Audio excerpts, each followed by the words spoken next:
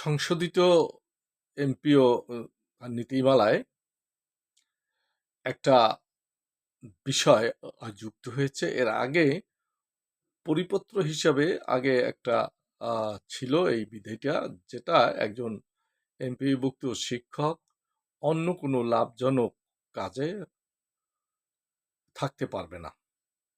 এখন লাভজনক কাজ কি সেটাও সেখানে কিছু উদাহরণ আছে।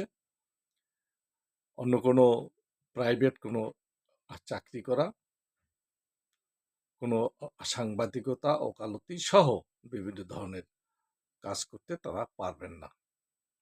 এখন আমি এটা নিয়ে সারা দেশে আলোচনা সমালোচনা হচ্ছে।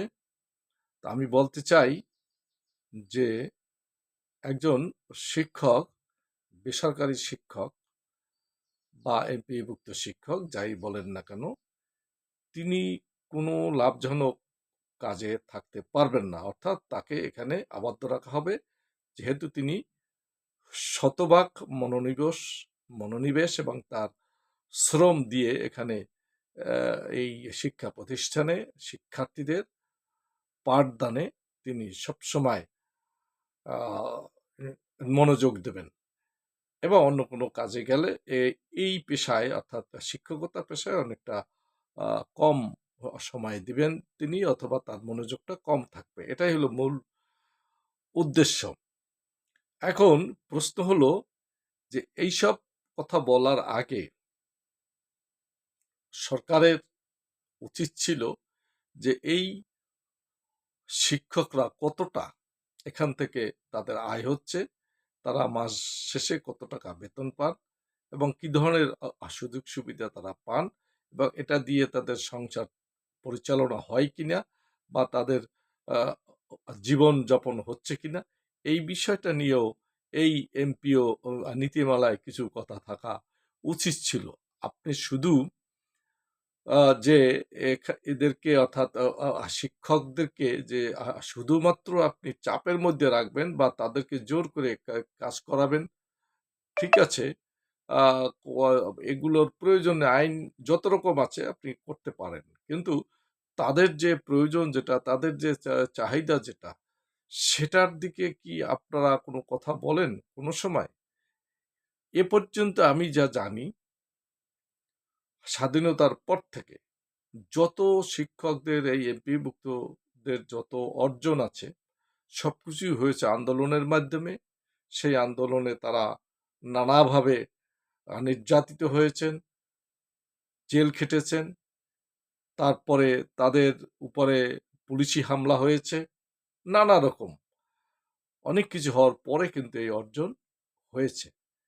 এখন আমি বলবো এই অর্জনটা যেহেতু আন্দোলনের মাধ্যমে হয়েছে, কোনো সরকারের আন্তরিকতায় কোনোটাই হয়নি, এটা কিন্তু আমরা জানি এবং এটা সত্য কথা। কিন্তু এই আমলারা অথবা যারা আমলাভিত্তিক কাজ করছেন, শিক্ষা প্রশাসনের লোকজন এই এমপিও নীতিমালা করছেন, তারা শুধু জোর করে চাপিয়ে দিয়ে এই শিক্ষকদের দ্বারা কাজ করতে চান।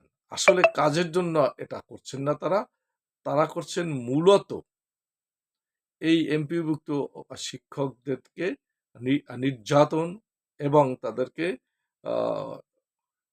শাসন করা। তাদের যে একটা শক্তি আছে, সামর্থ্য আছে অর্থাৎ এই প্রশাসনের, সেটা এখানে তাদের যে মানে কতটুকু তাদের কন্ট্রোলিং আছে সেইগুলা প্রয়োগ করার জন্যই তারা এগুলো করেন। যাই হোক, অন্য অন্য কোনো পেশায় যাওয়ার কোনো অবকাশ নেই, এখানে সুযোগ নেই। অর্থাৎ একজন শিক্ষক যে অন্য কোনো কাজ করবেন, এইটা এই সারাদিন শিক্ষকতা করে সেরকম সুযোগ নেই বললেই হয়। অর্থাৎ ওকালতি তিনি কি করতে পারেন? সারাদিন শিক্ষকতা করেন, তিনি কিভাবে ওকালতি করবেন? সাংবাদিকতা করতে গেলে পার্ট টাইম মাঝে সাথে করতে পারেন, তাই সেখানে অসুবিধা কি? বা অন্য কোনো কোম্পানিতে কি তিনি কাজ করতে পারবেন সারাদিন এখানে থেকে? আবার রাতে কি কোথাও কোনো চাকরি আছে বাংলাদেশে? হ্যাঁ, তিনি করতে পারেন যদি তার ব্যবসা-বাণিজ্য যদি থাকে সেটা আমাদের সাথে পরিদর্শন করতে পারেন। বা তার কৃষিক্ষেত থাকে এখানে তিনি আ এগুলো পরিদর্শন করা বা এগুলা বা দেখতে পারেন। হয়তো এই ধরনের কাজ করতে পারেন। এছাড়া অনেক কাজ আছে যেগুলো এখানে উল্লেখ আছে, এগুলা শিক্ষকরা করতে পারেন না। অতএব এই সমস্ত কথাবার্তা আ না বলে শিক্ষকদের কিভাবে তাদেরকে সুযোগ সুবিধা বৃদ্ধি করা যায়, শিক্ষার মান বাড়ানো যায়, শিক্ষকতা পেশাকে আকর্ষণীয় করা যায়, সেই চেষ্টা করতে হবে। শিক্ষকতা পেশাকে আকর্ষণীয় করতে হলে কি দরকার এটা আমার ব্যাখ্যা করার প্রয়োজন নাই। আপনারা সবাই কিন্তু এটা জানেন। প্রশাসন জানে, আমরাও জানি, সবাই জানেন যে এই পেশা বর্তমানে কোনো আকর্ষণীয় পেশা নয়। এখানে কেউ আকৃষ্ট হন না। যার ফলে এই শিক্ষা অনেক অবহেলিত, শিক্ষার মান অনেক নিম্নে। ধন্যবাদ।